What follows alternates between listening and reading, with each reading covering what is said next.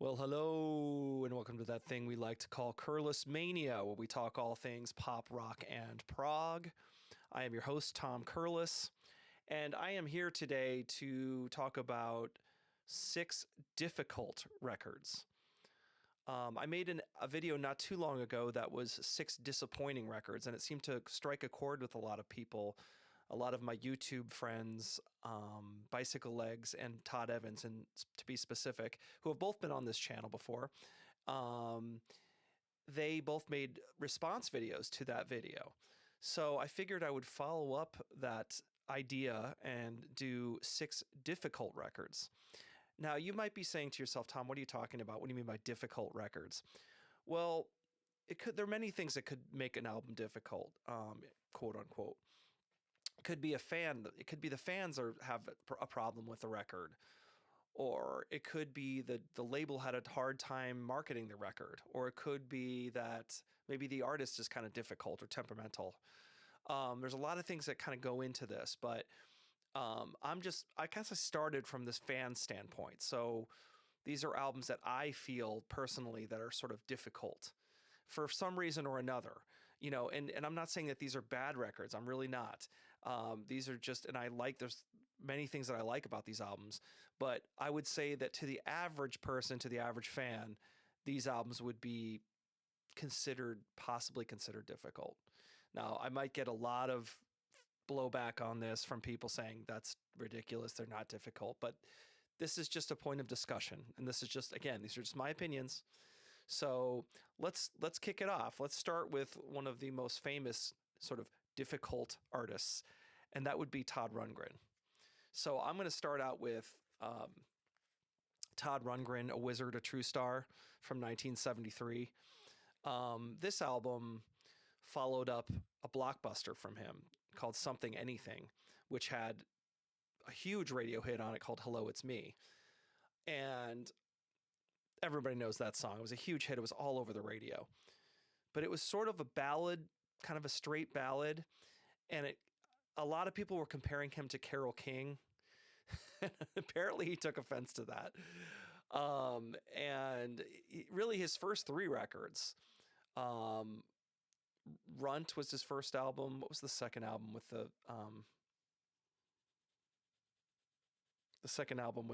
where he's on the piano bench with the noose around his neck? Can't think of the name of that album, but that was his second record. And those were both sort of singer-songwriter albums. And then he did Something Anything, and that was a double album, and it had a lot more experimentation on it, but there was still mostly straightforward songs. But you could tell that there was like a little bit of a streak in Todd Rundgren where he wanted to go a little further out. He did some experimentation on that record. You can hear it. And then on this record, he said he had started doing some psychedelic drugs apparently around this time, and he was experimenting with things, and he wanted to make an album that sort of represented that his mind was changing and he had different ideas, and he wanted to get into a different creative space. So, and I think he also wanted to change expectations around his music. So he really went to town on this and made this kind of strange album. And some people could call it strangely beautiful because a lot of people consider this one of his classic records. I think there's a lot of great music on this, but he definitely is making a point here. He's going way outside the box. He's coloring way outside the lines. I mean, especially on the first side when he does that sort of crazy medley of sorts. That just gets nuts. With Just Another Onion Head, and there's all these different. He's going all over the place with it. And he's getting a little naughty with Rock and Roll Pussy and things like that. He's getting a little crazy on this. Although Zen Archer is like a really cool, that kind of shows up in the middle and you're like, oh my God, this is a beautiful track. So it still has these moments of like beauty and great songwriting. And then the second side, it sort of eases up a little bit with like, Sometimes I Don't Know How to Feel. That kicks it off. And that kind of sounds like something that could have been on the previous record. And then he does this sort of soul medley. And International Feel is another song that's sort of a really cool, and just one victory, of course, ends the record. And that's a little more, I mean, it's a dense song, but it's a little bit more of a straight ahead song. So there is a little bit of everything on this. And I really do think this is a great record, and it's really brave, but I would call it a little bit difficult, right? So the person that loved Hello, It's Me listened to this and went, what the hell is this? Right. And that was probably he meant to do that. I mean, that was he wanted to confound people and change their expectation. So I think he succeeded. And this is still to this day is you really have to sit down and listen to this record. This isn't just a breezy album that you listen to. So there's number one. Okay. Number two, I'm going with another difficult artist. And there's many albums I could have picked from this artist that are difficult. In fact, I might do a whole video on this artist. Because he's one of my big guys. He's one of my guys, and that's Neil Young. But today, I'm going to go with Trans from I think it's 82. Is this 80? I believe it's 82. Yes, 82. This record is, in a long line of experimentation, genre experiments from Neil Young, especially in the early 80s when he moved from Reprise to Geffen. He had one thing he made sure that he got when he moved to Geffen was full creative control. He made that absolutely positive that I have full creative control. You stay out of my business. Let me make the records. Do not mess around with me at all. I'm going to make the albums. I got full creative control. And David Geffen said, "Sure, Neil, of course, Neil. Yeah, you full creative control, of course." So then it came back to haunt him because Neil started making all these really weird records in the early 80s, and starting off with this one. This was the first one where it was like, ooh, this is what the hell is going on here? Again, not a bad album. I find this album sort of fascinating in a way, but come on. I mean, he's singing most of the album with a vocoder where you can't even understand what he's saying, right? And of course, later he went on to explain that his son Ben with cerebral palsy had problems communicating with him, and that's why some of most of this record you couldn't really understand what he's saying in the lyrics because he couldn't understand his son. But at the time, he didn't explain that. He just kind of dropped this, and everyone was like, "Whoa, what is this?" And I think he was inspired by people like Devo and Kraftwerk and all these kind of odd off-the-wall bands. And he was like, "Oh, I want to do that too." Now, some of this, I'm telling you, like there's still songs on this album that I think are interesting and good. And there's also, it's also a hodgepodge of an album that made, I think it was called Islands in the Sun, that he made that was a little bit more like straight ahead, but it was all about like, he had originally submitted that record to Geffen and they said they didn't really like it. So of course they're giving him full creative control, but then they're saying they don't like what he's submitting, right? So he goes back and he ends up doing all these songs with a vocoder. And some of this, there's a lot of musicians on here. Crazy Horse is on here, and Nils Lofgren is on here. And he does a cover of Mr. Soul from Buffalo Springfield. So it's just, and then so you've got these sort of like semi-Hawaiian songs kind of mixed in with these computer vocoder songs, using a synth. And there's one song, "We Are in Control," almost sounds like it could be on the Terminator soundtrack or something. I mean, it's actually almost kind of funny when you listen to it. You're actually it's kind of entertaining because it's so different and so crazy, and it makes me laugh sometimes when I listen to this album. But I do there's some stuff on here like "Sample and Hold" is kind of a cool track. There's a couple things on here I really like, but Transformer Man is a cool track. I mean, so it's like an Inca is sort of like a jam at the end. So, I mean, it's not a bad album, but it just, at the time, it was so baffling. I mean, this was not what Neil Young fans were expecting at all when he put this thing out. So this was a huge, huge left turn. And then after this, he did tons of left turns. He did one after another. With all the genre experiments he did with rockabilly and Everybody's Rockin' and Landing on Water and Old Ways and all those, right? And then he was just jumping all over the place from like country to synth rock to rockabilly to, it was all over the place. And I think it was because Geffen was kind of on his case about, what are you doing? Where's After the Gold Rush? That's what he was looking for. And just anyway, he never got it. So, but that's it. That's number 2, Trans, Neil Young. Okay, here's a classic that I'm ready for people to disagree with me on this one.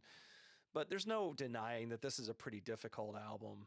It's Yes, Tales from Topographic Oceans, and I've touched on this before in a Yes video I did with Alan Rosenberg, which you can check out. Just go look at my channel. We did like a Yes 70s ranking, and we talk about this album a little bit. But this album was a lot to ask fans to dig into. I mean, I know that everybody, Yes fans, were probably more ready for experimentation than any other fan base, right? However, this is coming right after Close to the Edge, and Close to the Edge was 3 songs, and this is a double album with 4 songs. So, and if we're really honest, I mean, I do love a lot of music on this. Don't get me wrong. I do really like a lot of this record. And of course, the musicians are fantastic. I mean, come on. You got the classic lineup here. You got Rick Wakeman on this, Alan White, Chris Squire, John Anderson. You got the and Steve Howe. You've got the whole classic lineup here. And there's going to be some great moments with those guys. However, there are definitely moments where you feel like, wow, I don't know that this should have been a double album.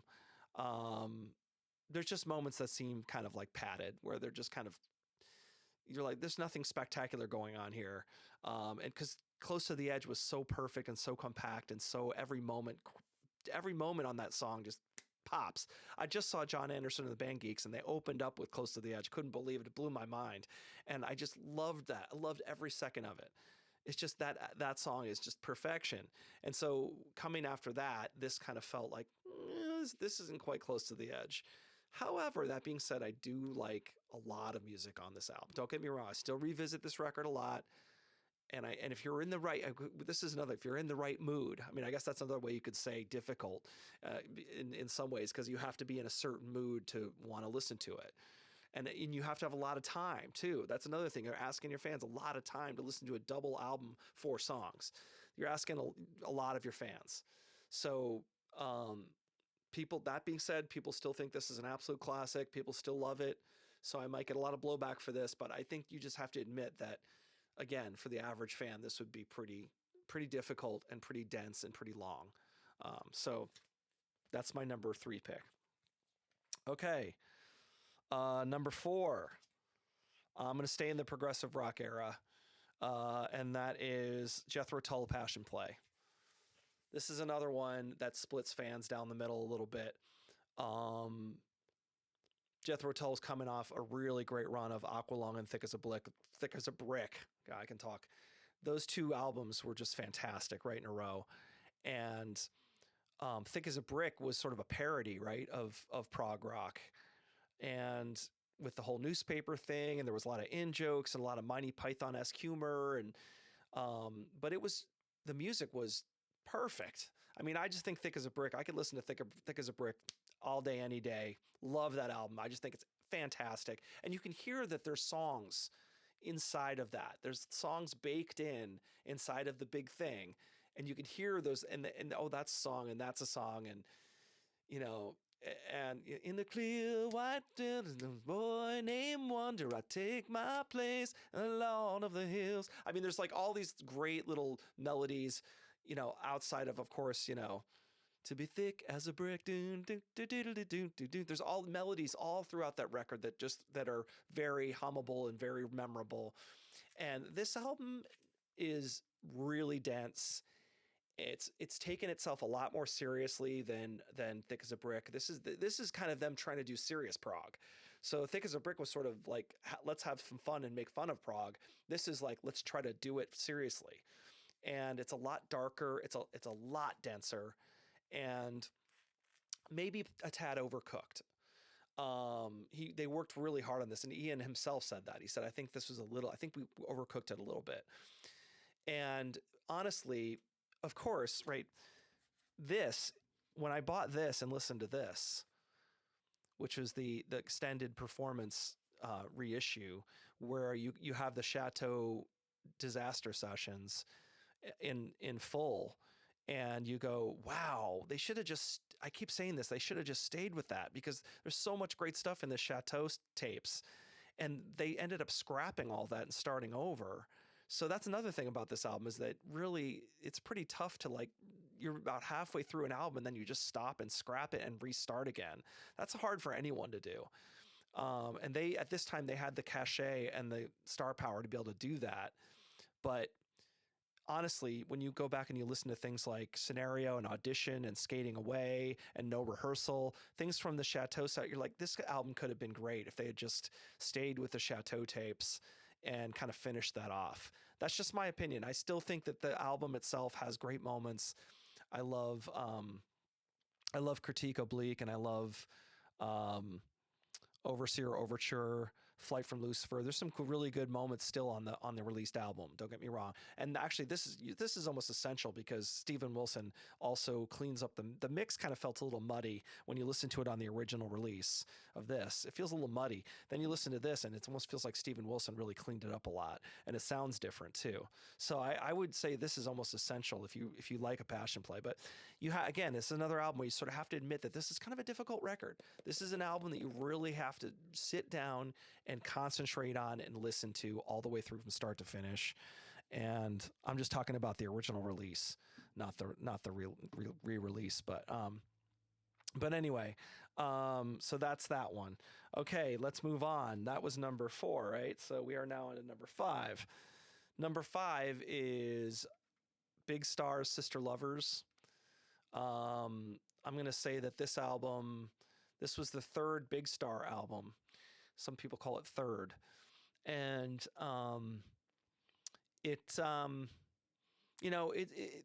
Big Star was in a tough position when they were recording this. They had done 2 records, and neither of them had sold. And of course, later on, they're both considered absolute classics. The debut and then Radio City, both of them are very, very good records. Like, they are power pop heroes, right? Most people call them power pop. Those 2 records are like revered by the power pop community, and they rightly so. Those albums are amazing. And I think that they got amazing reviews. Reviews were like glowing, just saying how great they were. But they didn't sell. I mean, they were on Stax, and Stax was known as a soul label, and people weren't looking for, white bread Anglophile power pop from Stax. And I think that they just didn't get the attention they deserved. And so every album, I think by the end of the whole Radio City thing, because Alex Chilton was ready to pack it in after the failure of the first record, and he got kind of talked into doing the second album, and he did the second album, and then that tanked too. So then he got really pissed off and sort of agitated and very cynical, and that was his attitude going into making this. He went back into the studio to make another album, but he was just not in a good frame of mind, and he was drinking and doing a lot of drugs at the time, and he would come in kind of loaded to the studio, which he had never done before. But he still had John Fry at the controls, who's an amazing engineer. And I believe, who was the other guy that helped produce this? Who was it? I can't think of it. Somebody help me out. Somebody in the comments is going to tell me who it was. Hold on, here we go. It's coming up. Jim Dickinson, that's the guy I'm looking for. So Jim Dickinson helped them, who worked with the Stones as well, but he helped them record this record. But there's still, again, some great songs on this, right? There's still amazing tunes. Like Thank You Friends, I love. Kiss of Me is great. What's the other one I love? There's a couple of, Holocaust is cool. Femme Fatale is a cool cover. I mean, there's a lot of good stuff on here, but you can tell there's certain points where he's kind of fallen apart a little bit, and he's almost purposely sabotaging songs. So it's not all there. This album could have been amazing. I mean, it's still really, really good, but it could have been amazing if he had been in a different mindset. And I would say for the people who love the first 2 records, they might be listening to this going, yeah, what happened? Like there's moments here and there, but generally it's kind of hard to listen to. Like there's crazy stuff on here. Some of it sounds like he's wasted when he's singing. I mean, he really sounds like he's out of it on a couple of tracks on this. That being Alex Chilton, of course. So then they dissolved after this. Then there was no more Big Star after this, and Alex went on to make a bunch of weird solo records. So he was sort of a difficult artist as well, generally across the board. So there you go. There's pick number 5. Then pick number 6. I'm going with "Sometime in New York City" by John Lennon and Plastic Ono Band. John and Yoko. This was, this one, where do I start with this? This was kind of the first time that John had a sort of an album that didn't do well. I mean, he had, of course, with the Beatles, everything he touched was gold. And then he did his first solo album that did well, the Plastic Ono Band. With the album he used to call Mother. The Primal Scream record. And then he had Imagine, which did very well. It had a lot of melodic, cool songs on it. And then he and Yoko packed up and moved to New York, and they did this album called "Sometime in New York City" because they were so energized by being in New York. And they got really politicized because they met all these really radical political people like Jerry Rubin and people who were kind of telling them like, hey man, and Bobby Seale and all these people were telling them like, hey man, you need to politicize yourself and start standing up for what you believe, and speaking out on issues. And it was 1972. So it was sort of a rough time in the United States. And so he did this record that was, I mean, it seemed like the songs were sort of rushed. I have to be honest with you. When you listen to this album, it feels like he threw together the music pretty quickly, and it was more about the message. And that's fine. He can do that, but it just didn't have the same impact for me personally. And it's a double album, and the songs are John, Yoko, John, Yoko, John, Yoko. So they go back and forth. So it's kind of disjointed that way as well. And I'm not a huge Yoko fan, so I'm not that excited about the Yoko tracks. And then he does, the single is "The Woman is the N-Word of the World." I mean, so he's right away, he's being controversial, using that word as a, so he knew that was poking the bear, and he did it anyway. And people didn't like that either. So there was a lot of pushback on that. And, I like "New York City." That's a good song. I like John Sinclair's a pretty cool track. But for a double record, it's kind of thin on the ground. I mean, even the John songs aren't that amazing. And then on top of it, he kind of tacks on this live with the Mothers of Invention at the Fillmore and the Lyceum in London, which is not the greatest live album you've ever heard. It sounds exactly like what it was. It was sort of a jam session where John and Yoko just jumped on stage with the Mothers, and they just started jamming on some stuff for the first time. And Zappa's band, of course, was great, but they didn't really know it was a lot of John and Yoko sort of yelling on top of what Zappa was doing. And then they did a couple of John songs that were really simple, like "Cold Turkey" and things like that. But nothing, I mean, this is not the most fantastic live album you've ever heard. And in fact, it even had some controversy because the song "Jam Rag" that he says, if you look at, there's an interview with Frank Zappa, and he talks about this, where the song "King Kong" was played in the concert. John renamed that song "Jam Rag" and gave himself and Yoko credit and publishing for that song. And you could listen to the song, you could tell it's a Zappa song. It's got an arrangement, it's got a melody, it's got parts. That was not a John and Yoko song. That was a Zappa song. And anyway, so it's just interesting that there was some controversy about that too. So anyway, this album did not do well. Let's put it that way. And I think it was the first. It also put John, in trouble with the government in America because they thought he was a revolutionary, and then so the album didn't sell that well. And then he got in trouble with the government in the U.S. because he was now considered this radical political guy, and he had some clout because he was John Lennon, of course, right? So that started this whole thing with his green card, and he couldn't get a green card, and It started this years-long battle, and it was kind of the beginning of the decline of his solo career too, because then after this, he never quite, he did Mind Games, and that one was kind of a retreat back to, trying to get a hit again, and that did okay, but it didn't do that well. So it was like two kind of albums that didn't sell that well in a row. And then he did, we're not here to talk about all of John's solo career, but then he did Walls and Bridges, was kind of a comeback for me. But anyway, this album is number 6 as sort of a difficult record, right? So he's kind of poking the bear here, and he knows he's doing it, and he wants to do it, and he's trying to get you all fired up, but the songs just aren't good enough to get to get you that fired up, in my opinion. So there you go. There's my pick, number 6, Sometime in New York City. And I just never listened to this record. I barely ever go back to this album as solo career. I listen to all the other albums. I don't listen to this one very much. So there you go. There's probably a reason why. So that's it. That's my 6 difficult records. So what do you guys think? Let me know in the comments. Let me know, do you completely disagree with me?